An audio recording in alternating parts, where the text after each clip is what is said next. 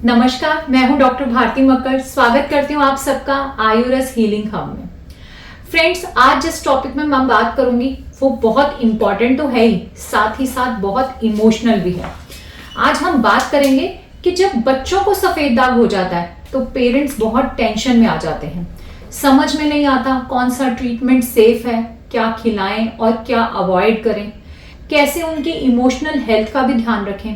तो आज के वीडियो में हम समझेंगे नंबर 1 कि बच्चों का और एडल्ट्स का ल्यूकोडर्मा में क्या फर्क है, क्या अंतर है। नंबर 2, बच्चों के लिए कौन सा ट्रीटमेंट सेफ है। नंबर 3, बच्चों के लिए खास डाइटरी टिप्स क्या है। नंबर 4, बच्चों के सफेद दाग की रिकवरी में पेरेंट्स का क्या रोल है। आइए शुरू करते हैं।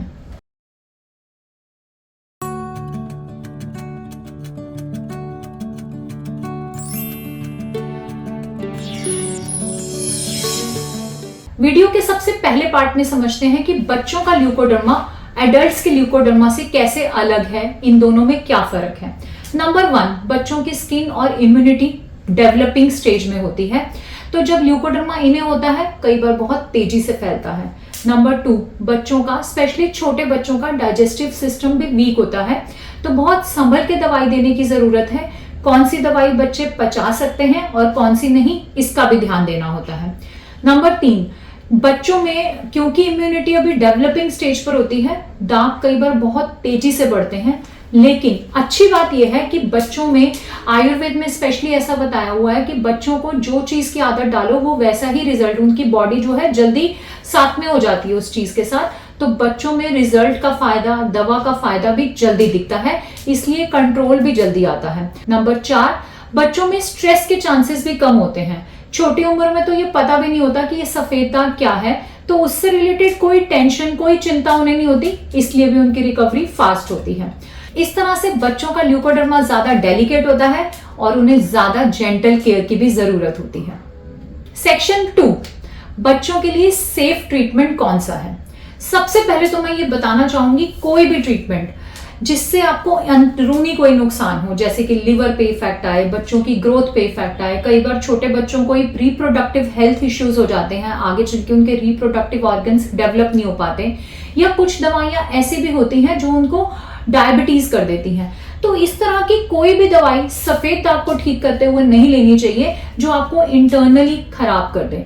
ऐसी कोई भी दवा का परहेज करना चाहिए जो अंदरूनी आपको किसी भी तरह का नुकसान दे, क्योंकि मैं बहुत बार बताती हूँ सफेद दाग सिर्फ दिखने में बुरा लगता है, अंदर से इसका कोई नुकसान नहीं है। आपका बच्चा कंप्लीटली हेल्दी है, फिजिकली और मेंटल तौर पर बिल्कुल हेल्दी बच्चे होते हैं, लेकिन कई बार दवाइयों का इफेक्ट इतना ज्यादा होता है कि बच्चों को उल्टा नुकसान हो जाता है। मैं बहुत सारे ऐसे पेरेंट्स से मिलती हूँ जो जाने अनजाने डॉक्टर के ही कहने से बच्चों को स्टेरॉइड दे रहे होते हैं। स्टेरॉइड्स का सफेद दाग में बहुत नुकसान है, एडल्ट्स को भी नुकसान है, लेकिन बच्चों में तो ये नुकसान और भी ज्यादा है।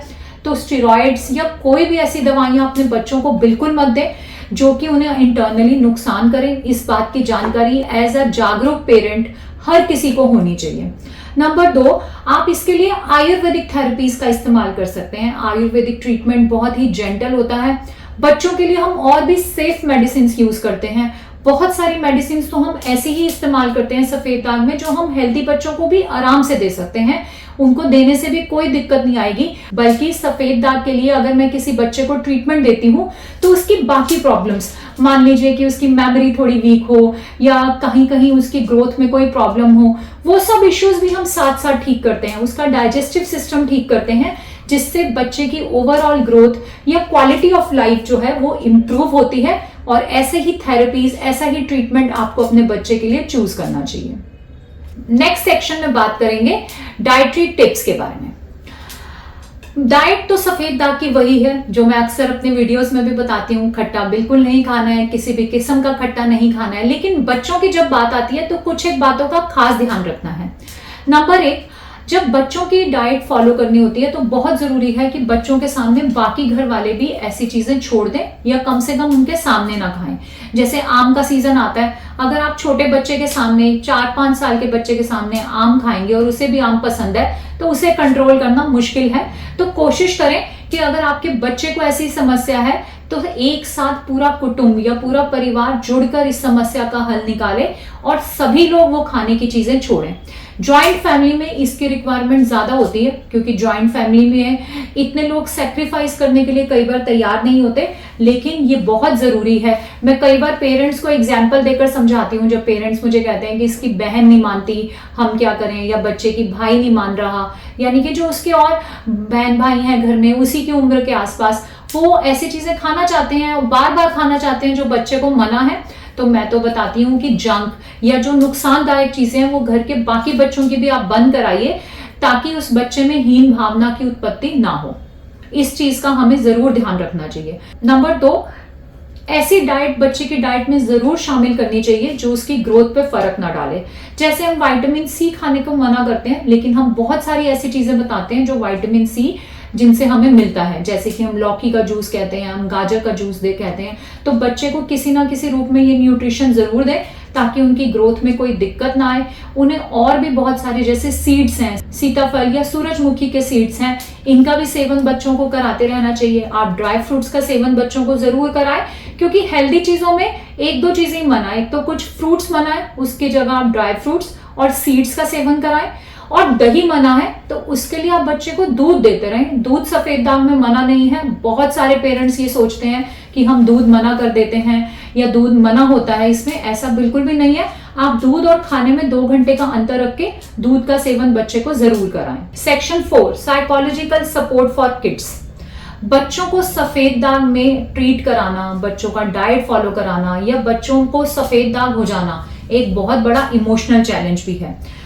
सबसे इंपॉर्टेंट बात है कि बच्चे स्कूल जाते हैं और लोगों से मिलते हैं। कई बार स्कूल में टीचर्स या पास पड़ोस के बच्चे या स्कूल के बच्चे उनसे बार बार पूछते हैं कि ये सफेद दाग क्या है। कई बार उसको उनके लिए टीज भी किया जाता है। तो ऐसे में बहुत जरूरी है, मैं अपने बहुत सारे पेरेंट्स को बताती हूँ कि जाकर अपने बच्चों की क्लास टीचर से मिलें, उन्हें ये बताएं कि हमारे बच्चे को ये प्रॉब्लम है, इसका ट्रीटमेंट चल रहा है, डॉक्टर ने कहा है कि ज्यादा स्ट्रेस नहीं होना चाहिए। तो आप हमारे बच्चे की, क्योंकि स्कूल में टीचर हैं, आप ही सब कुछ हैं, स्कूल में आप ही उनका ध्यान रख सकती हैं, तो उनसे एक रिक्वेस्ट करें कि वो बच्चे की एब्सेंस में उसकी क्लास के बाकी बच्चों को ल्यूकोडर्मा के बारे में समझाए और बताएं कि इस बारे में उस बच्चे से बार बार सवाल नहीं करने हैं। ये बहुत इंपॉर्टेंट स्टेप है। मैं ज्यादातर अपने सभी पेशेंट्स को बताती हूँ कि इसे जरूर करें। अगर अभी तक आपने ये नहीं किया है तो इसे जरूर करें। और अपने बच्चों में कॉन्फिडेंस के लिए, उसमें इमोशनल किसी तरह की हानि ना हो, इसके लिए कुछ एक बातें बच्चों को रिपीटेडली बताते रहें, उन्हें रियलाइज कराते रहें। नंबर 1 कि दाग एक टेम्परेरीली फेज है, यानी कि दाग आज है कल चले जाएंगे, इससे कोई फर्क नहीं पड़ता। नंबर 2, ये कंटेजियस नहीं है, कभी किसी एक व्यक्ति से दूसरे व्यक्ति को नहीं होगा, तो घबराने की कोई बात नहीं है।